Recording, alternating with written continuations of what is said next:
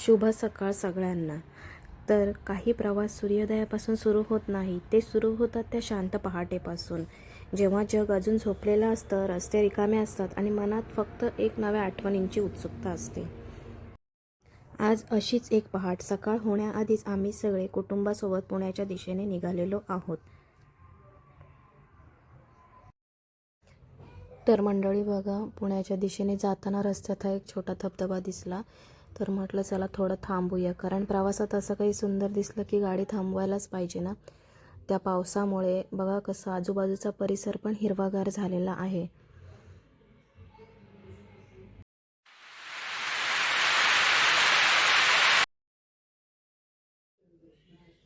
सगळे घरचे थोडा वेळ इथे थांबून फोटो बिटो काढत आहेत आणि आता म्हटलं चला पुन्हा पुण्याच्या दिशेने आपला प्रवास सुरू।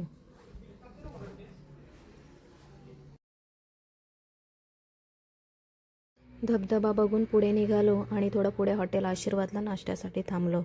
सकाळची वेळ असल्यामुळे म्हटलं आधी पोटपूजा करून घेऊया।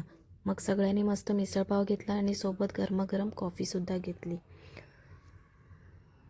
कारण प्रवासात सकाळचा असा गरम गरम नाश्ता मिळाला की एकदम फ्रेश वाटतं। नाश्ता झाला मस्त, ही पण छान खेळत होती तिथे, कॉफीसुद्धा आली, कॉफी पण घेतली।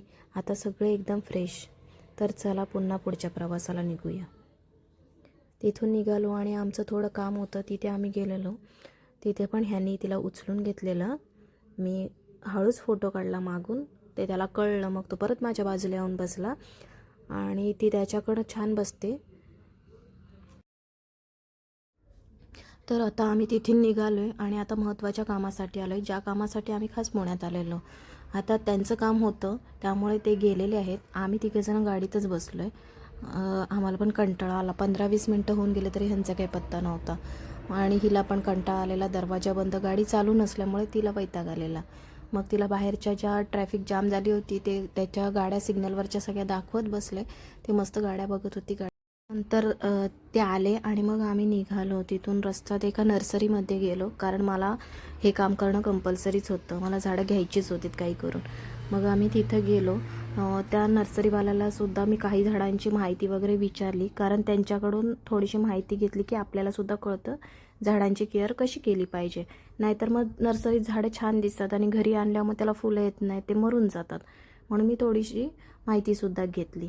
झाडं तशी खूप खूप फ्रेश होती म्हणून मी घेतलीत सुद्धा, आणि जिथे मला 15-20 मिनटं लागणार होते तिथं मी बार्गेनिंगसाठी जवळजवळ 1 ते 1.5 तास लावला।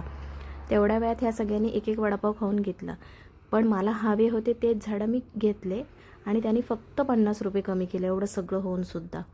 पण मी सुद्धा झाडं घ्यायची ठेवली नाहीत, सगळे घेतले जे हवे होते ते सगळे, आणि 2-3 कुंड्यासुद्धा घेतल्या। आता आम्ही निघालो आहे परतीच्या प्रवासाला, तर मी उद्याच्या ब्लॉगमध्ये तुम्हाला दाखवेलच कोणकोणते झाडं घेतलीत। तोपर्यंत सगळ्यांना श्री स्वामी समर्थ।